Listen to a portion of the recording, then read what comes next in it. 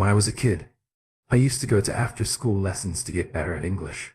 English isn't my first language. By the way, I had such a lovely teacher. The school was in our neighborhood too. The thing I liked about the school the most was the fact that it wasn't some franchise.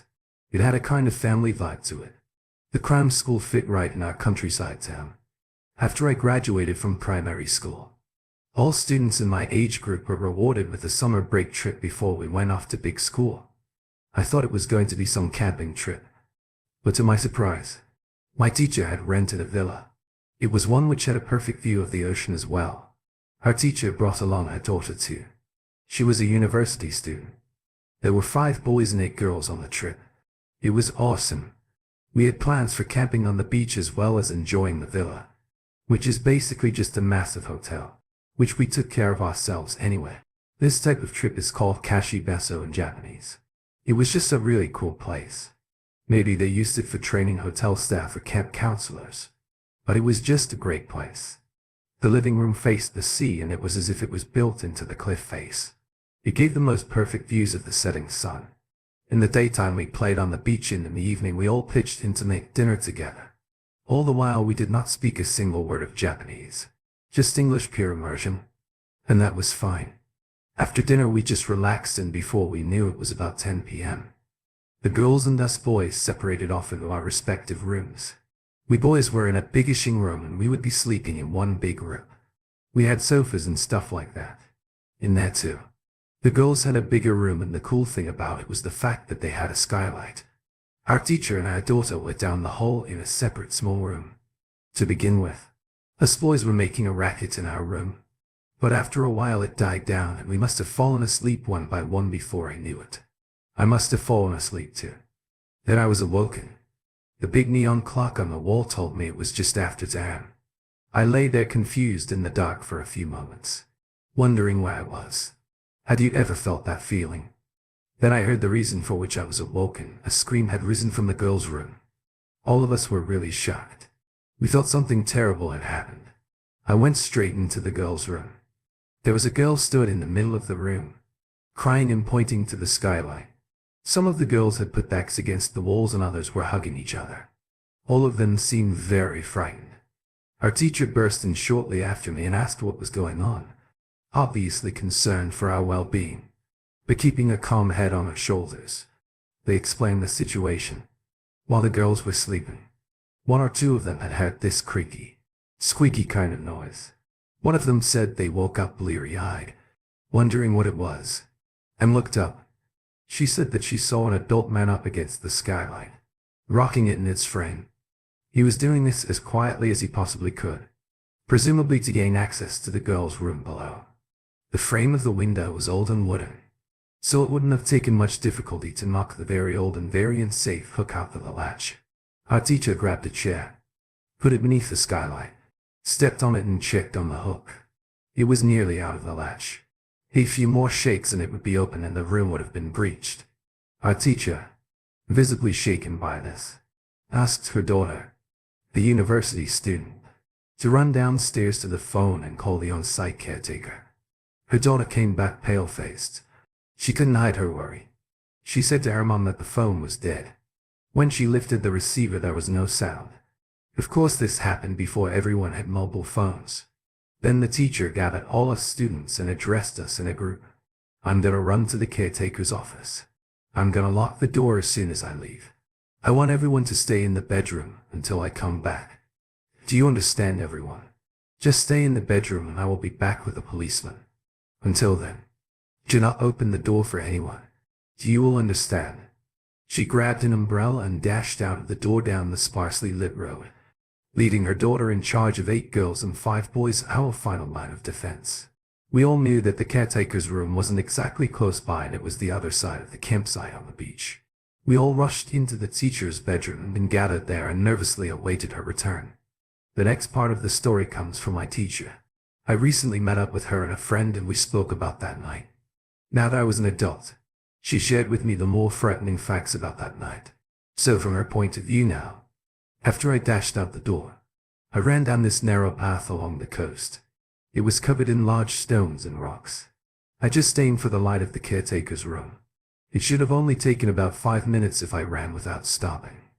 But I heard something rustling in the bushes next to me, as if it was keeping pace with me. Then I realized that it must have been the man you students told us about. The man the girl saw in the skylight. He was dressed in black and he was aiming right for me. I quickly understood that the man was trying to stop me from alerting anyone. I was holding the umbrella like a relay runner's baton when I heard him come up behind me. The umbrella was slowing me down a little. I readied myself for what was about to happen.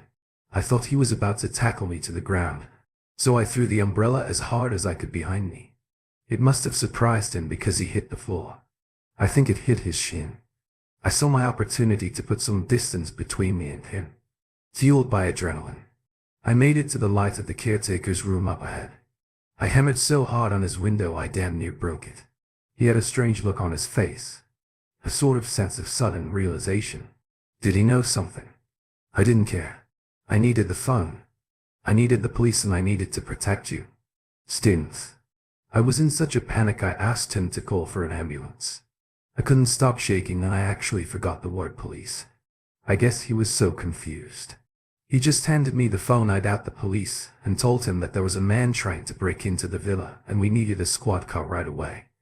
The caretaker heard this and joined me in racing back to the villa. I grabbed the shovel I found outside and started running.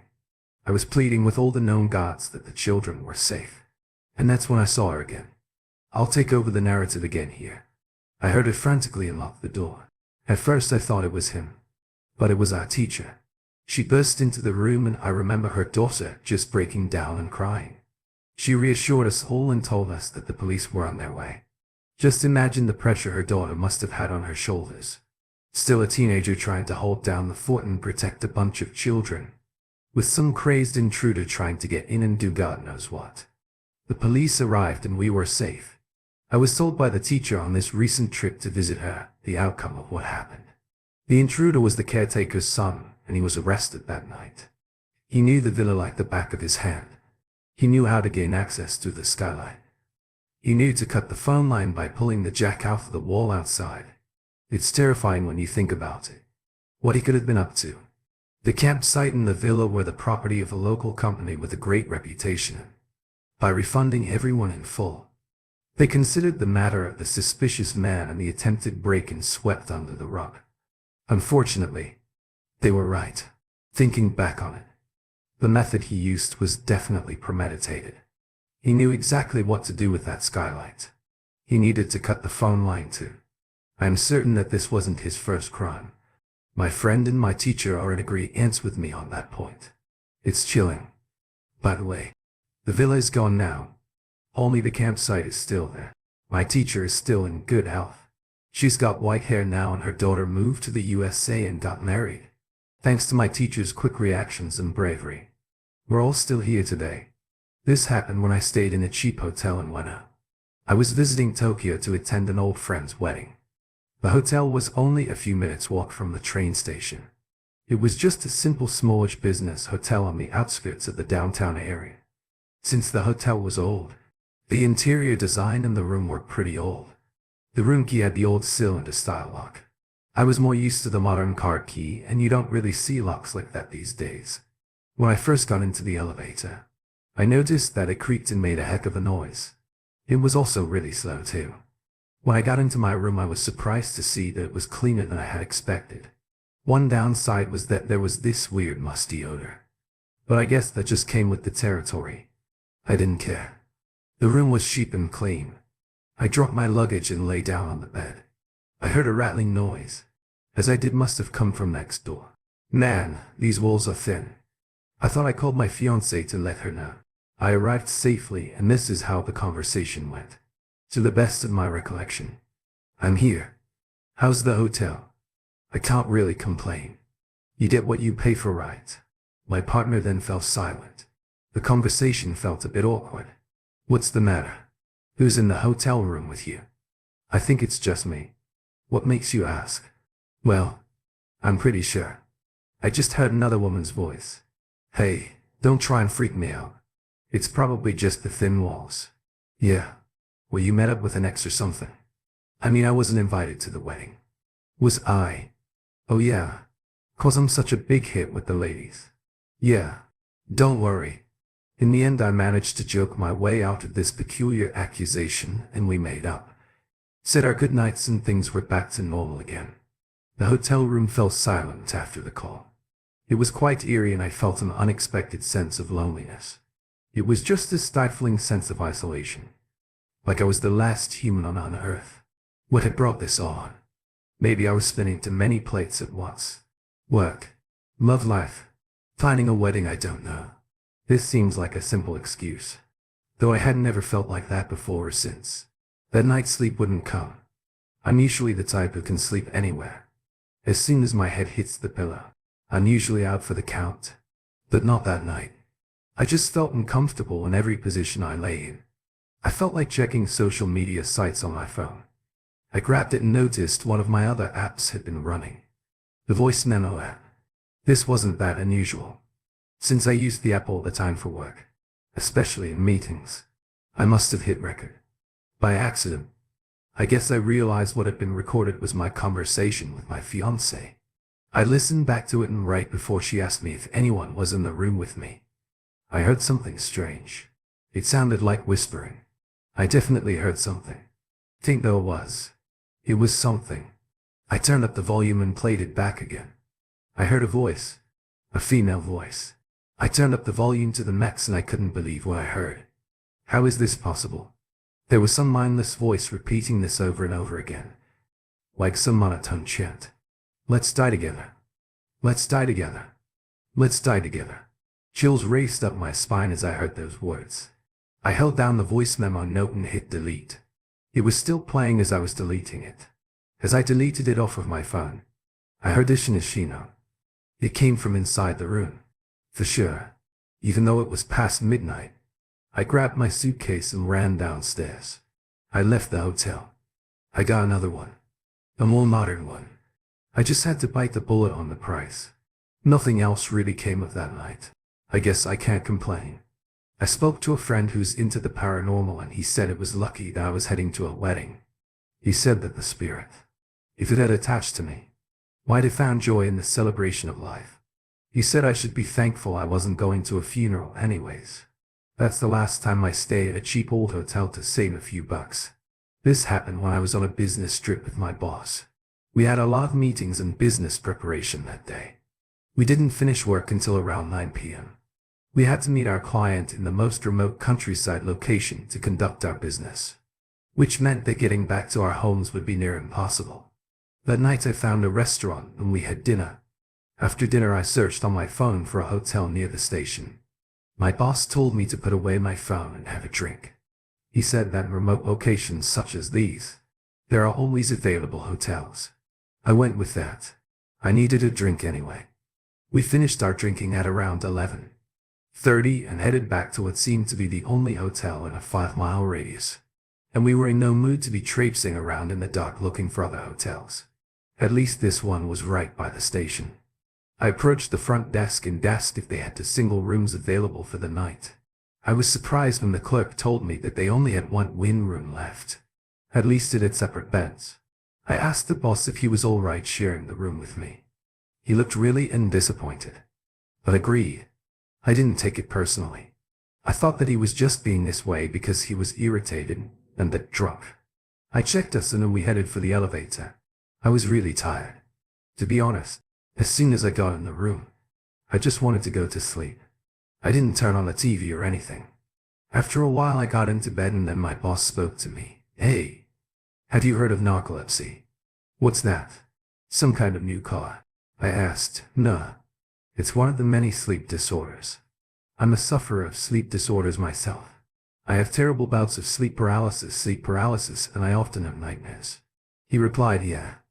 Sometimes my breathing is erratic and I may even scream or shout. I'm just telling you now, so you don't get freaked out if it gets too much. Just wake me up. Okay. What the hell was this? I didn't want to be in the same room with my boss and his night terrors. I was tired and not really interested in this. I'm going to sleep now anyway. So if you have a bad dream, you probably won't wake me up because I'm really tired. Don't worry, I said.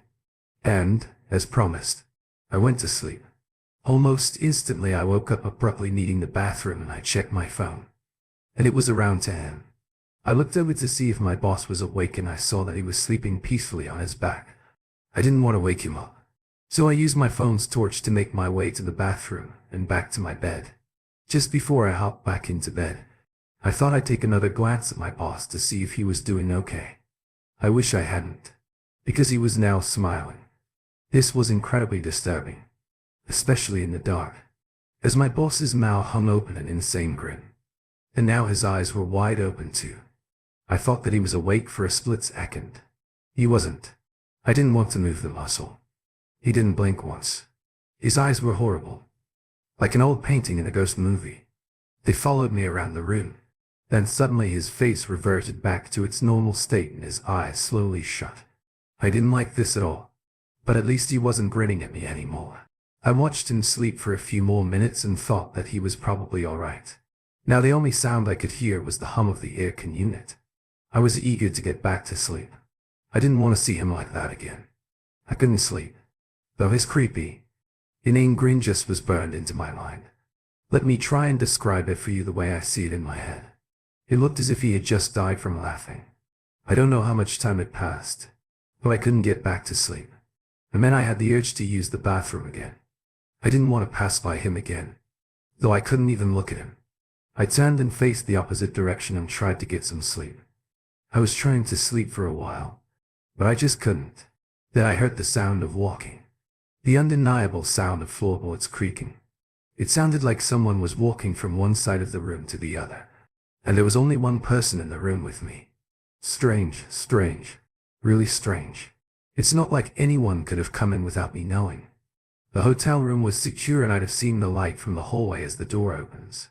How could it be my boss? This happened when I was in the first or second year of junior high school. I think I was about 13 years old. I grew up in the countryside. I would have heard him get up. Thoughts had turned to the paranormal, which meant that sleep wouldn't arrive for a long time. I couldn't bring myself to look at him. I couldn't bring myself to open my eyes. I heard footsteps almost drawing from one side of the room to the other. It felt like he was moving close to the bed, then far away, as if he was considering something.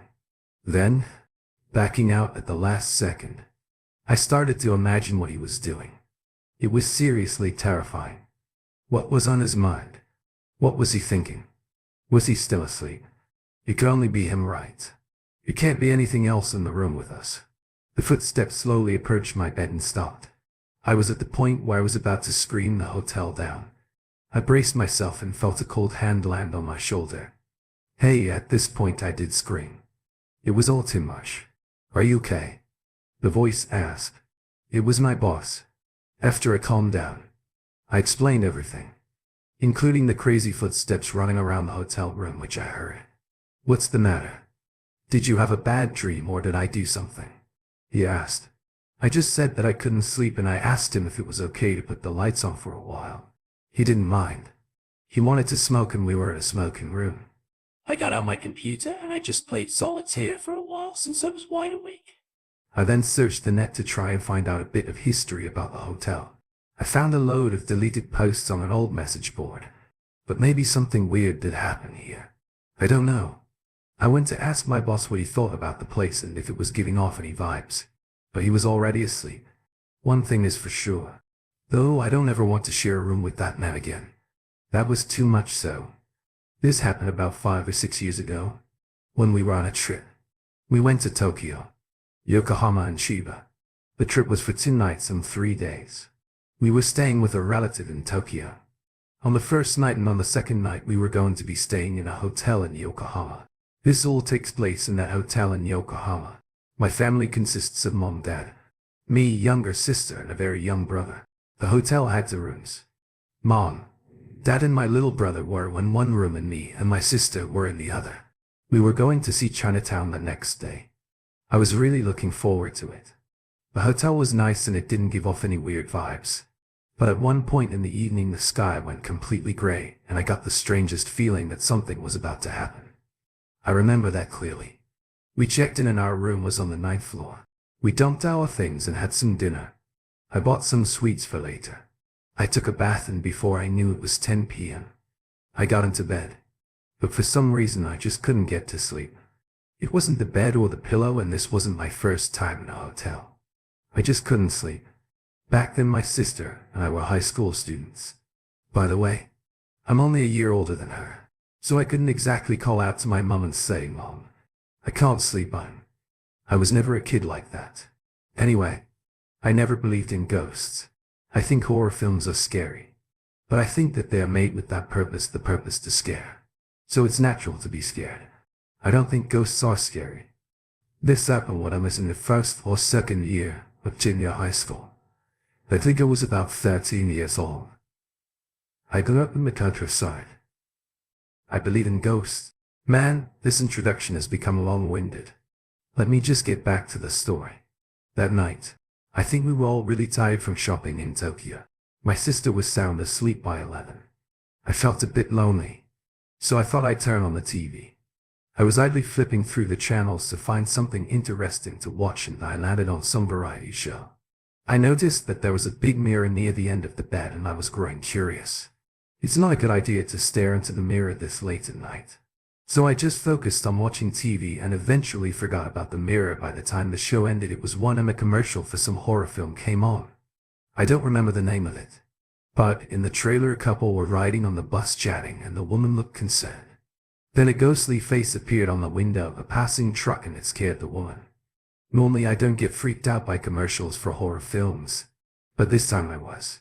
I told myself again and again, "You're okay. You're not scared." I tried to immerse myself in whatever was on TV to try and stop my imagination from frightening me. It wasn't working. I felt really freaked out. I heard something tap against the window. It must have just been the wind or something, I thought. Then I heard it again. It sounded like a small pebble. What kind of pebble would hit the ninth floor window? Though I was getting really scared now, I heard it 3 or 4 more times in rapid succession. I hated it. But I didn't hear it for a while. After that it had stopped. I thought I'd just turn off the TV and get some sleep before I heard anything else creepy. Then I heard it again, but much louder than the last time. It was as if someone was hitting the window now. The room was now dark, since I had turned the TV off. I just wrapped the duvet around my head and forced myself to start counting sheep. I was desperate to sleep. I was shivering. The next thing I heard was my mom waking me and my sister up, saying we had to get ready to go out. It was already morning. What a relief. She told us to get dressed and brush our teeth. My sister had always been awful at getting up in the morning, so she ignored my mom's orders and stayed in bed. She was annoying and I wanted to annoy her by waking her up. I had completely forgotten about the events of last night. I threw open the cones and the summer sunlight shone on her face. She grumbled and I smiled as I turned to look at the scenery outside. I wish I hadn't. Though I wish I hadn't seen that. Seeing that woke me up instantly. There were loads of nonsensical letters and marks on the glass, as if some madman had been writing with his finger there. The issue is, how do you do that on the 9th floor with no balcony outside? No scaffolding either. Not only that, but the window opened to a 45-degree angle. How did those marks get on the glass? I looked at the marks closely and I couldn't see a single fingerprint. Because I couldn't explain it. My blood when I scolded. It was as if something was trying to communicate with me that night. I just cannot figure out what it was trying to tell me. Let's hope it's not some bad omen.